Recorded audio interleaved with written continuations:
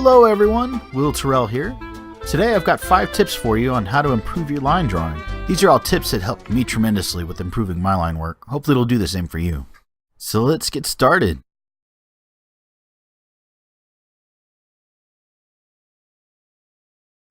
It's really important to sketch lightly when you're doing your initial lay-in for a drawing.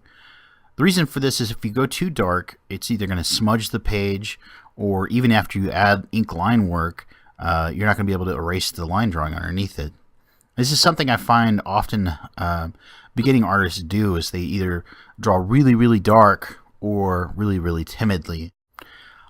I'll even go even lighter than this usually when I'm doing my initial lay-in, but for the purpose of this video I'm going a little bit darker than normal so it shows up on the camera.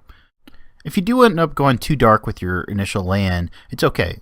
Just go ahead and take a kneaded eraser and knock back the tone a little bit. I'll even do that when I'm doing like a pencil sketch. I'll do the initial lay-in, sketch it out, make it really messy, but keep it light, and I'll use my kneaded eraser to knock it back almost to where you can barely see it on the page, and then I'll redraw the entire thing a little bit darker, and I'll keep doing that until I find the form perfectly before I do the final inked version.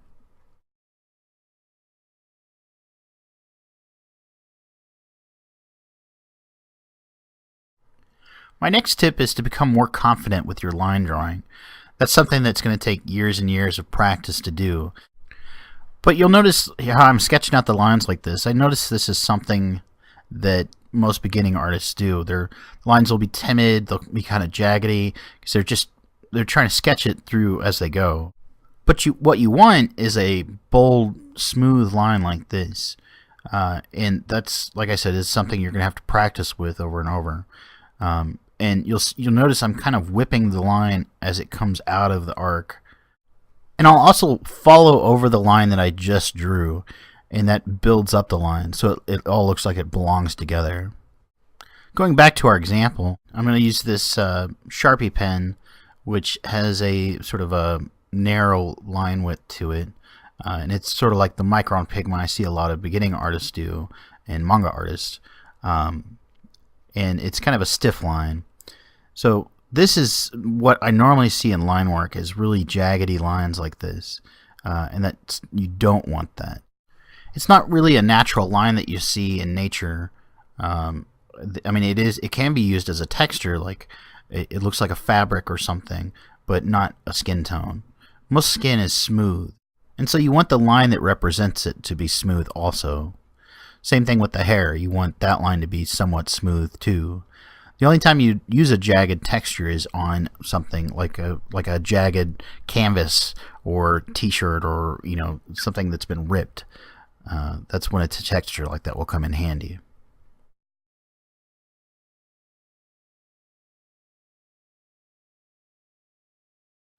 One reason most artists have trouble with doing confident lines is because they're drawing against their own strengths. You need to draw towards yourself to have control over your line work.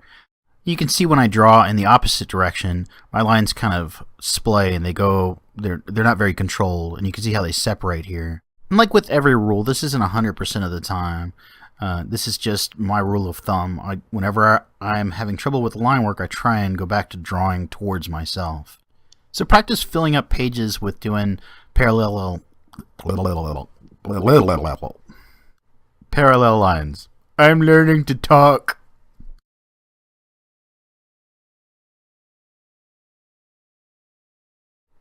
So in order to follow rule number 3, you'll need to turn the page in order to get your most confident line. Every artist has basically one good line stroke, and you need to turn the page in order to maximize the use of that line stroke. So I'm constantly turning the page in order to draw towards myself so I can get that confident line. The other benefit to it is you can turn the page upside down and realize that your face looks jacked up. For instance, one of your eyes could be considerably lower than the other, and it looks really weird from this angle. And turning the page upside down will help you realize how bad it looks, and hopefully let you do something about it. Come on, turn the page upside down so you can see how bad it looks. So anyways, line work. Be confident, draw towards yourself, and spin the page. These are all things that are easy to forget, and then you realize, wow, these tips can really help me make my drawings look a lot better. I'm so glad that I listened to these tips. So at this point, I finally turned the page upside down, and I realized how weird that one eye looks like it's way higher up than the other one. And so I try and fudge the eyelid a little bit and the nose bridge, and yeah. But what are you gonna do? I think part of the problem, I was spending more time looking at the camera than actually at the drawing, so everything's a little bit iffy, sketchy, if you will, on this drawing. This is why I don't do tutorial videos very often. I get too self-conscious about the whole thing. Start making jokes about my drawings. Anyways, so there you go. That's how you spin the page. And now you know.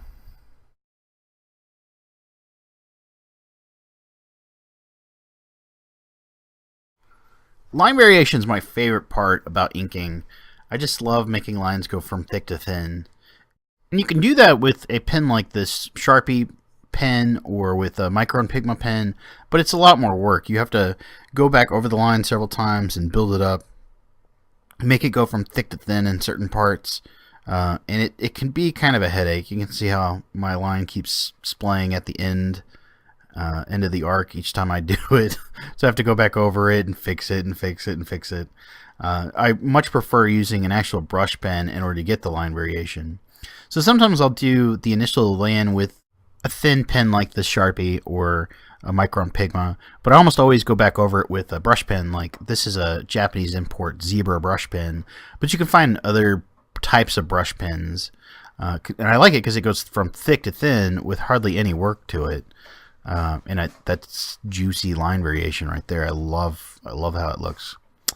And you can even do the same thing where you build up.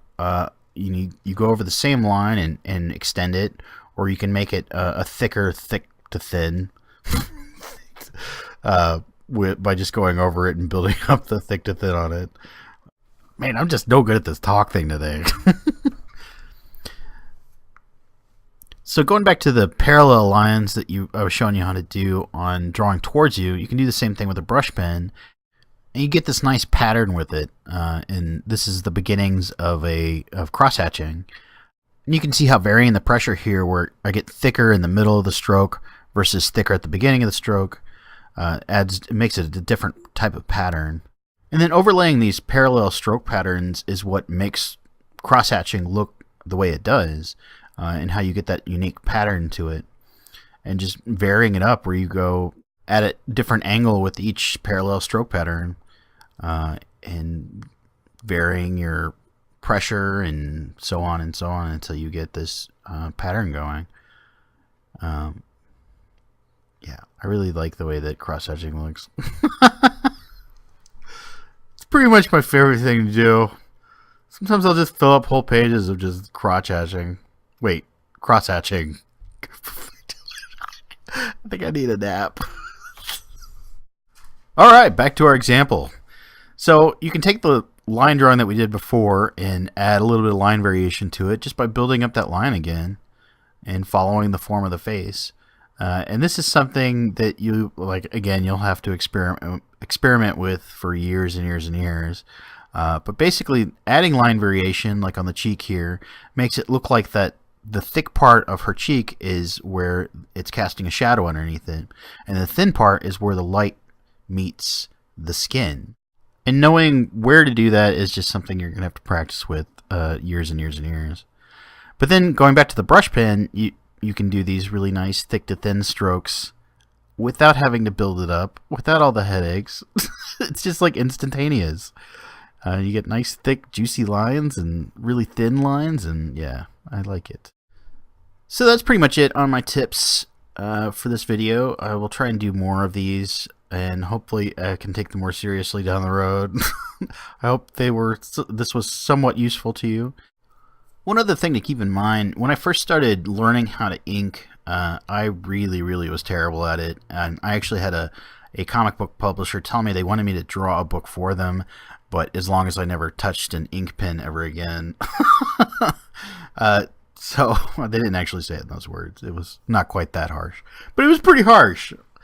So in order to remedy that, I decided I was going to ruin every sketchbook I ever had. And so I went back through, it was probably 10 or 15 sketchbooks. They were all just pencil sketches, and I decided to ink every single one of those drawings. For the first, 5 or 6 sketchbooks, they were pretty bad. It was actually ruining drawings. But by the time I got past that point, the ink drawings were actually looking better than the pencil drawings were, and I started becoming more confident with my work. So with anything, it just takes time and practice and just being patient with yourself and trying to have fun with it. I mean, that's what this is all about, is not taking it too seriously, just having fun. Anyways, thanks for watching this video. I hope it was helpful, and thank you for subscribing to the channel and liking the videos and sharing it with your friends. Keep smiling.